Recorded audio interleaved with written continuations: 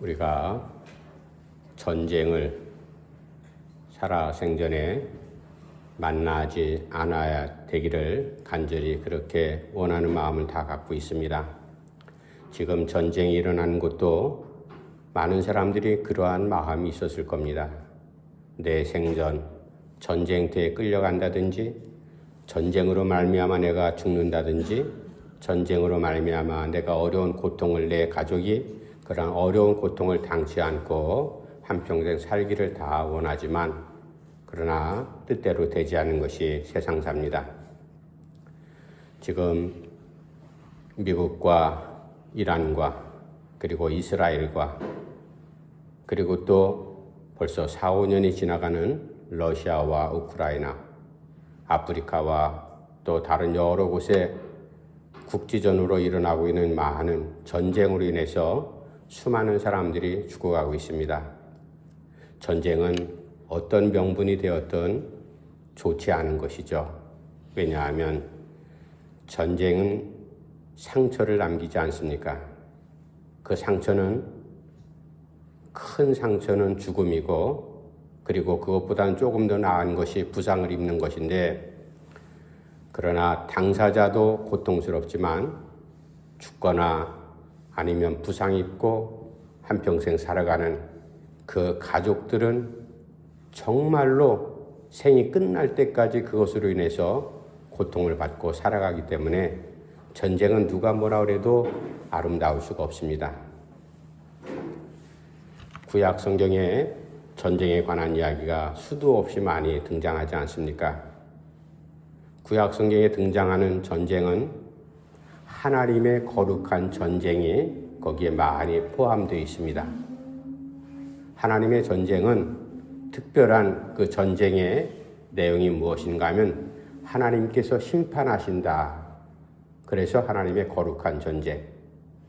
그리고 그뿐만 아니라 하나님께서 직접 개입하셔서 싸우신다. 아이성 전투 같은 곳에 하나님 직접 개입하신다. 그리고 하나님께서 언약을 이루시기 위해서 전쟁이 진행되는 것. 신약 성경에는 전쟁 일어나는 일이 등장하지 않죠. 예수님께서는 전쟁보다도 평화를 주러 이 땅에 오신 바로 하나님의 모습 아니겠습니까? 갈라지고 깨지고 서로 미워하고 질투하는 것들을 하나로 회복시키고 화해시키고 평화를 주시는 것이 바로 예수님께서 이 땅에 오신 모습이죠. 그래서 오늘날 현대인들에게 일어나는 이 전쟁은 누가 뭐라고 해도 구약에 하나님 개입하시는 거룩한 전쟁하고는 전혀 상관없는 겁니다. 거룩한 전쟁이 될 수가 없어요. 그 전쟁 가운데는 사람들의 욕심이 있기 때문에 그것이 거룩한 전쟁이 될 수가 없다. 그러나 우리가 잘 알듯이 역사를 섭리하시는 분은 하나님이시잖아요. 그래서 하나님께 직접 개입하지 않아도 그 전쟁의 모든 것들은 하나님의 역사를 섭리하시는 주권이 그 안에 포함되어 있다. 그리고 그 전쟁을 통해서 드러나는 것이 무엇인가 하면 사람들의 죄성이 드러납니다. 그리고 아무리 자기를 보호하려고 수만 가지의 무기를 만들고 보호막을 만들어도 얼마나 연약한 것이 인간인가. 칼과 방패, 그걸 우리가 한자로 모순이라고 하지 않습니까? 칼은 찌르는 것이고 방패는 막는 것이고, 찔러야 상대방을 죽이고 막아야지 내가 살아날 수 있다.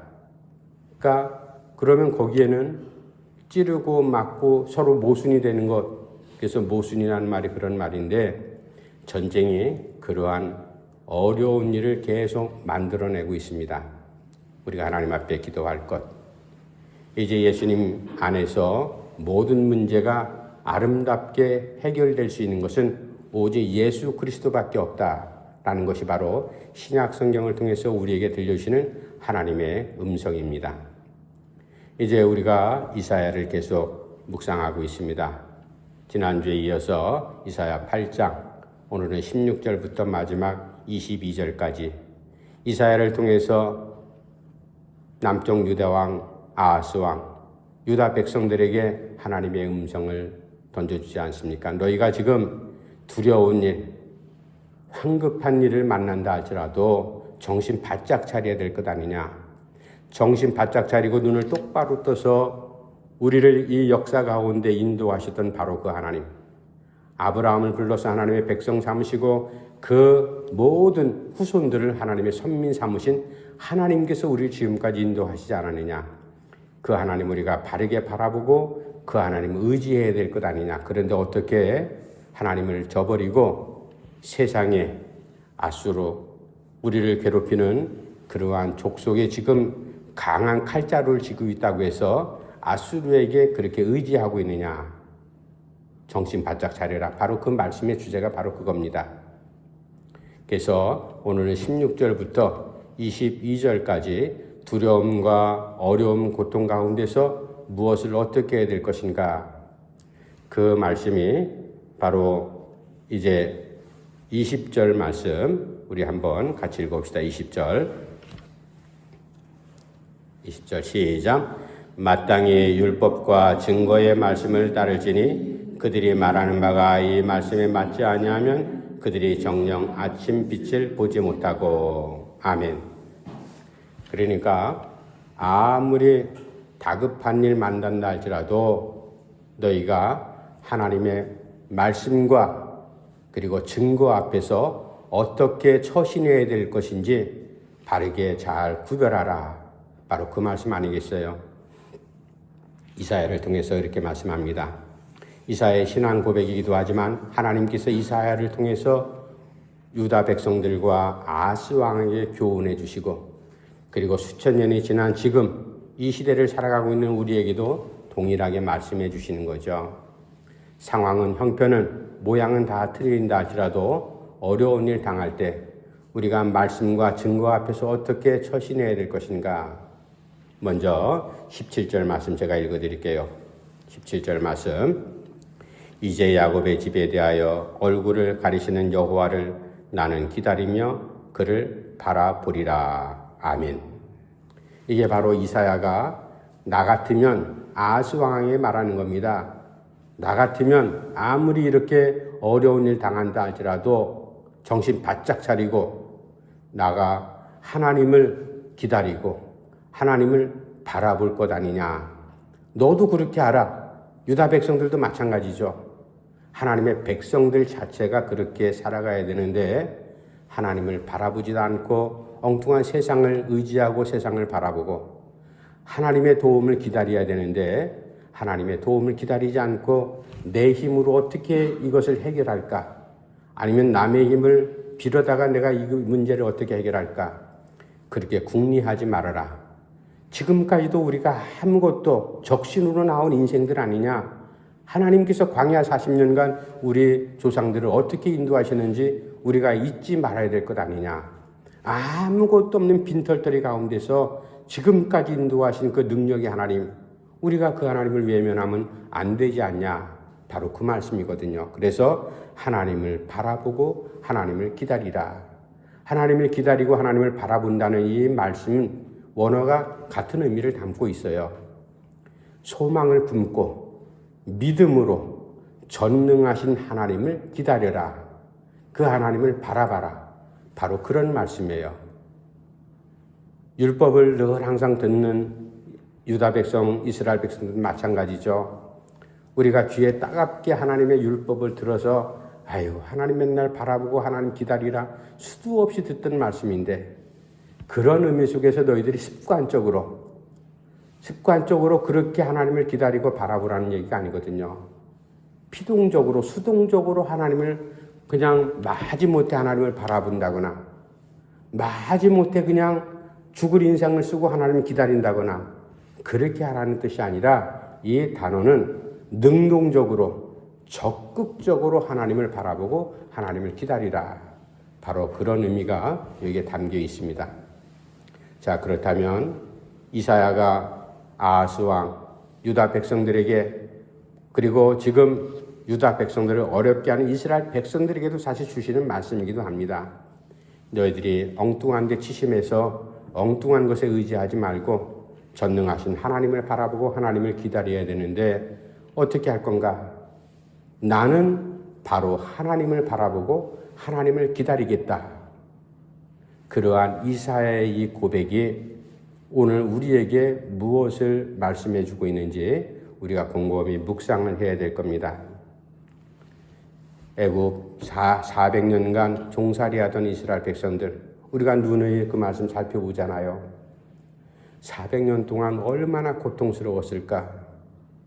그 고통 가운데서 하나님께 부르짖는 신실한 믿음의 사람들도 있었을 것 아닙니까? 야곱의 후손들 가운데 벌써 인구가 100만 명 이상이나 그렇게 불어났거든요. 하나님께 기도합니다. 우리 선조들을 인도하신 하나님, 아브라함의 하나님, 이삭의 하나님, 우리 할아버지 야곱의 하나님, 우리를 왜 이곳 애굽 땅에 인도하셨습니까? 이곳에 종살이하다가 그냥 죽이려고 우리 인도하셨습니까? 하나님, 그건 아니지 않습니까? 하나님의 뜻이 있지 않습니까?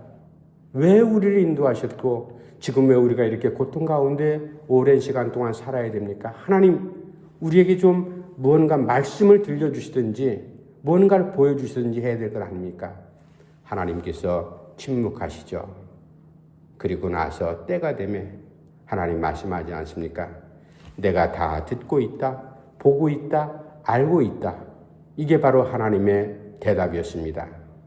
그 말은 내가 지금 너희들이 지금 울부짖기 때문에 내가 지금 듣는다. 너희들의 그 어려운 형편을 내가 지금 보고 있다.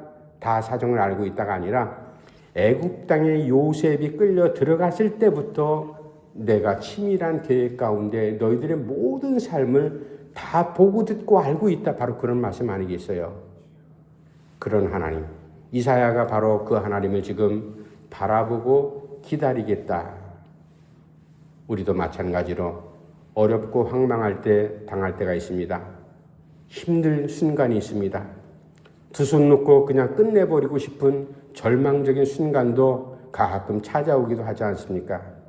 그럴 때마다 우리는 어떻게 해야 될 것인가? 믿음의 자리에 서서 이사야의 고백처럼 내가 하나님을 바라보고 하나님을 기다리겠나이다. 이게 바로 여호와 하나님께서 이사야를 통해서 유다 백성들에게 아스 왕에게 들려주는 너는 율법과 하나님의 말씀의 증거 앞에서 어떻게 너의 행동을 처신을 해야 될 것인지 하나님을 기다려라. 하나님의 말씀을 바라보고 하나님의 은혜를 바라봐라. 이것이 첫 번째 방법이다. 두 번째, 하나님의 증거의 말씀과 율법 앞에서 유다 백성들이 처신해야 될 방법. 18절 말씀이 나오는데요. 제가 읽어드릴게요. 보라, 나와 및 여호와께서 내게 주신 자녀들이 이스라엘 중에 징조와 예표가 되었나니 이는 시온산에 계신 만군의 여호와께로 말미암은 것이니라. 아멘. 아브라함이 하나님의 부름을 받았습니다. 하나님께서 아브라함을 축복해 주셨죠. 내 후손을 바다의 모래처럼 하늘의 뭇별처럼 많게 하리라. 그런데 약속하신 후사는 생겨나지 않고 엉뚱한 이스마엘이란 아들 아닌 아들이 태어나잖아요. 사라도 마음이 얼마나 급했을까. 벌써 나이가 100세가 가까운데 물론 아브라함의 수명이 우리보다 훨씬 많죠. 그래도 이제 생물학적으로 아브라함도 사라도 후사를 생산할 수 있는 생식 기능이 다 끝난 상태예요. 그런 가운데 하나님의 약속을 인간적인 사람은 아마 그 하나님 약속 우리를 위로해 주시려고 하셨던 말씀이겠지 하고 포기했는지도 모르겠어요. 그러나 이삭이 태어나기 1년 전에 하나님 아브라함의 장막에 나타나는 말씀해 주잖아요. 내년 이맘때가 되면 너에게 후사가 있을 것이다. 하나님의 약속대로 아들 이삭이 태어나지 않습니까? 바로 우리가 하나님의 약속의 말씀 그 증거가 무엇일까? 아브라함이 100세의 아들을 낳았다. 신약 성경에도 히브리서에 분명히 기록되어 있지 않습니까? 아브라함이 사라가 바랄 수 없는 중에 바랐고, 바로 이 믿음, 그것이 하나님 때문에 생겨난 증거 아니겠어요? 이러한 증거로 말미암아 결국은 믿음의 사람, 그 자리가 평생도록 흔들려지지 않았던 믿음의 사람 아브라함을 우리가 잘 알고 있습니다. 하나님 때문에 요셉도 그랬고 야곱도 그랬고 이삭도 그랬고, 믿음으로 바르게 서 있던 사람들은 모든 것을 하나님으로 말미암아 내가 큰 은혜를 경험했고 이것이 내 삶의 증거 아니냐, 그렇게 고백하며 살았던 사람들이 수도 없이 많습니다. 오늘 현대인들, 신앙인들 가운데도 마찬가지죠. 어려운 일, 똑같은 동일한 일을 만나도 하나님을 원망하는 사람이 있는가 하면 동일한 그 사건 속에서 하나님의 은혜를 찾고 하나님의 은혜로 말미암아 하나님 때문에, 바로 하나님 때문에라고 그것을 전제한다면 고통의 자리도 하나님 때문에 내가 이르렀다. 감사하고 기쁜 일도 내가 하나님 때문에 이르렀다. 그렇게 고백할 수 있는 거죠. 그래서 이사야가 말합니다. 유다 백성들아, 아하스 왕이여 흔들리지 말라. 이 모든 것들이 우리의 선조들 어떻게 광야 40년 지금까지 살아왔는지 우리가 잘 알고 있지 않냐. 말씀의 증거가 있지 않냐. 하나님 때문에 이루어진 일, 우리가 지금 그것을 다 잊어버린 어떻게 된 일이냐. 하나님께서 믿음의 우리 선조들 한 사람 한 사람, 그리고 역사의 흐름 속에서 하나님께서 어떻게 우리 인도하셨는지 우리는 그 증거들이 많이 있지 않냐. 그런데 왜 지금 하나님을 이렇게 내던져버리고 엉뚱한 세상에 큰 강, 아람의 그 큰 강을 너희들이 잡으려고 하느냐. 우리 예루살렘을 흘러가는 조금 시냇물은 생명수인데 그것을 왜 너희들이 모르느냐. 이사야가 답답해서 그런 말씀을 던져주고 있죠. 우리도 마찬가지로 늘 항상 이러한 자리에서 하나님의 말씀 앞에서 하나님의 율법 가운데서 우리가 무엇을 어떻게 처신해야 될 것인지 깊게 곰곰이 생각을 해야 될 겁니다. 하나님 때문에, 하나님 말씀 때문에, 하나님께서 나에게 경험시켜줬던 그 증거 때문에 우리가 이러한 일이 일어났습니다. 우리가 작년에 살펴봤던 요한복음, 우리가 말씀 수요일 날 묵상을 했잖아요. 요한복음 9장에 어떻게 무슨 사건이 일어나요? 예수님께서 제자들과 함께 길 가다가 태어나면서부터 시각장애인이 된 사람 만났잖아요. 모든 사람들은 손가락질하고 그저 동정심에 그냥 바라보고 지나쳤지만 예수님께서는 그렇게 하지 않았잖아요. 제자들이 묻지 않습니까? 누구의 죄 때문입니까? 부모의 죄 때문입니까? 저 사람 불쌍한 사람 죄 때문입니까? 예수님의 대답은 전혀 누구도 한 번도 그런 얘기를 입 밖에 끊은 적도 없고 그런 생각조차도 하지 못하던 그 바로 이스라엘의 그 문화 가운데 누구의 죄 때문도 아니다. 하나님의 일을 나타내려고 그랬던 것이다. 그 말을 듣는 순간 그 사람의 귀가 쫑긋했어요. 누구의 죄 때문도 아니야? 하나님의 일을 나타내려고. 바로 하나님 때문에, 그 말씀이 그런 의미거든요. 하나님 때문에, 하나님 증거 때문에, 하나님의 은혜 때문에.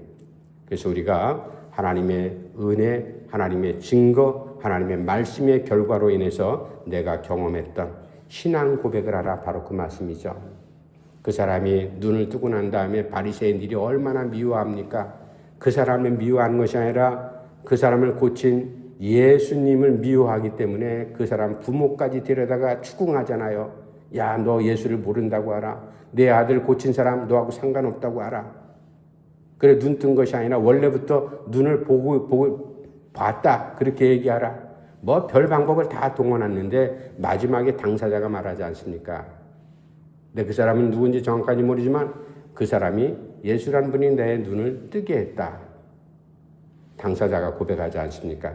고백하고 신앙 고백함으로 인해서 하나님의 말씀을 증거하는 이러한 신앙이 우리에게 있어야 된다. 이게 두 번째, 이사야를 통해서 유다 백성들에게 또 오늘을 사는 우리에게 들려준 하나님의 음성이기도 합니다. 마지막 세 번째, 하나님의 증거의 말씀과 그리고 율법 앞에서 어떻게 해야 될 건가? 19절 말씀 마지막 같이 읽어봅시다. 19절 시작. 어떤 사람이 너희에게 말하기를 주절거리며 속살거리는 신접한 자의 마술에게 물으라.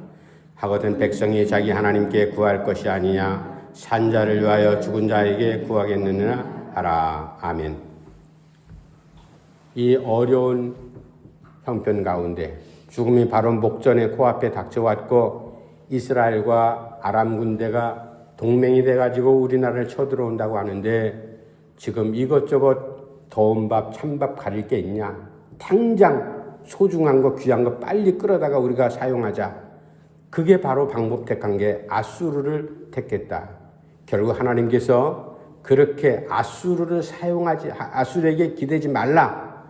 그런 게 아니라 결국 아수르를 통해서 유다의 문제를 해결해 주시잖아요. 하나님께서는 이미 다 큰 숲 가운데서 숲 안에 일어나는 나무들 한 나무 한 나무의 모든 일들을 다 알고 계셨던 거죠. 가장 적합한 것. 유다가 아하스 왕이 잘못 선택한 거냐? 잘못 선택한 것이 무엇을 잘못 선택했냐면 하나님을 저버리고 아수르를 선택한 그 행동이 나쁘다는 겁니다. 하나님께 도움을 구하고 하나님 어떻게 하면 좋겠습니까? 그렇게 했더라면 하나님께서 아수르를 사용하시는데 또 다른 방법으로 지혜를 허락했을 거예요. 그러나 아하스도 유다 백성도 누구도 하나님을 가운데 두고 아수르의 도움을 구하자고 하는 사람이 없었습니다. 하나님은 제껴버리고 아수르의 도움을 구하자. 이렇게 처신했던 그 방법이 잘못됐던 거죠. 이제 이사야가 말합니다. 너희들 지금 엉뚱한 행동을 하고 있다. 어떻게 산 사람에 대해서 죽은 마술사, 우상에게 그렇게 살려달라고 말을 할 수가 있냐? 그거는 말도 안 되는 얘기다. 실제로 해야 될 것은 죽을 사람을 위해서, 죽은 사람을 위해서, 너희들이 지금 죽은 사람하고 똑같다. 죽은 사람을 위해서 하나님께 구해야 될 것 아니냐. 이게 하나님의 방법이다. 바로 그 말씀이죠.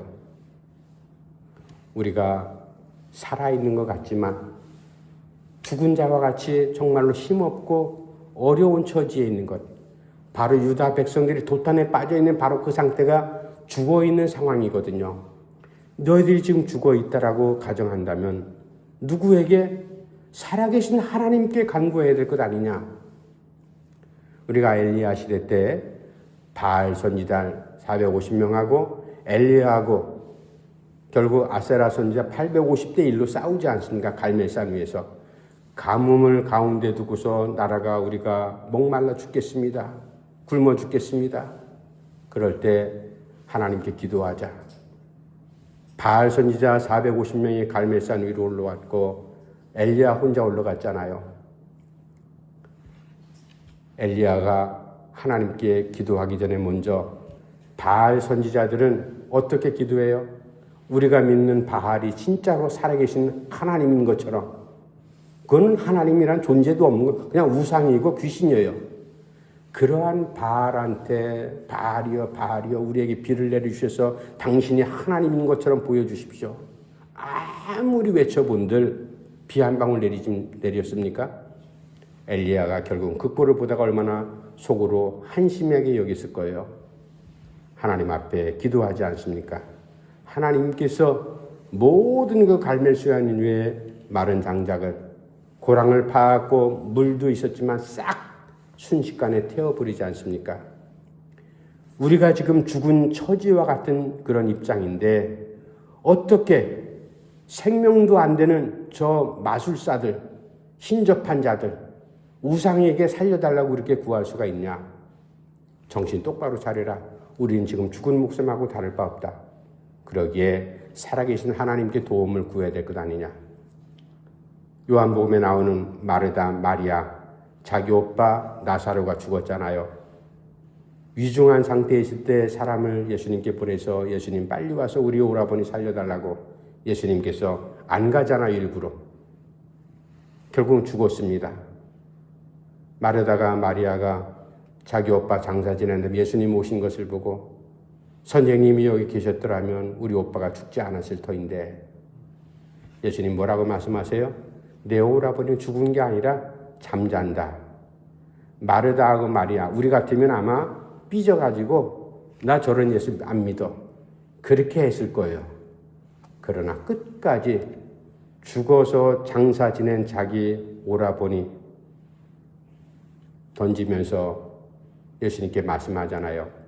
선생님께서 계셨더라면 내 오라버니가 죽지 않았을 텐데 끝까지 변치 않고 예수님께 구했던 간구했던 예수님은 죽은 것이 아니라 지금 잠자고 있다 말씀하신 것처럼 바로 지금 이사야가 유다 백성들 아하스 왕에게 던지고 있는 메시지가 바로 그겁니다. 너희들 산 사람을 위해서 무당한테 가고 점쟁이한테 가고 그렇게 구하는 회개망측한 짓 하지 말아라. 우리가 지금 살아있는 것이 아니라 지금 죽은 목숨하고 다를 바가 없다. 그럴 때 누구에게 가야 되는가 하면 살아계신 하나님께 우리가 도움을 구해야 된다.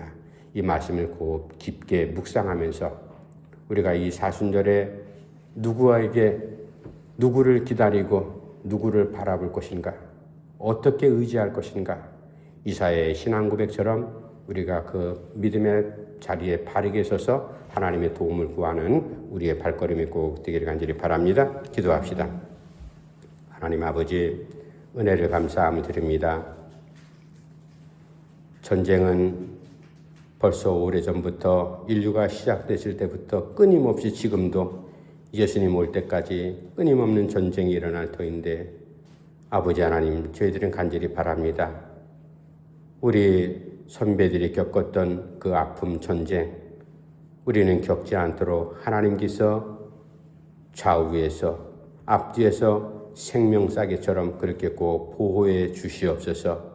전쟁의 후유증이 얼마나 고통스럽고 괴로운 것인지 살아있는 가족들도 한평생 7, 80년, 100년이 지나도록 고통 가운데 살아가는 것이 전쟁의 후유증 아닙니까? 예수님 말씀하신 그 방법대로 정말로 막힌 것을, 허물어진 것을, 끊어진 것을 하나로 연결하는 예수님의 평화가 온전히 이 세계에 임할 수 있도록 예수 믿는 사람들이 엎드려서 기도하게 하시고 말씀으로 돌아가게 하시고 하나님을 기다리며 하나님을 바라볼 수 있도록 은혜 베풀어 주시옵소서. 예수님의 이름으로 간절히 기도하옵나이다. 아멘.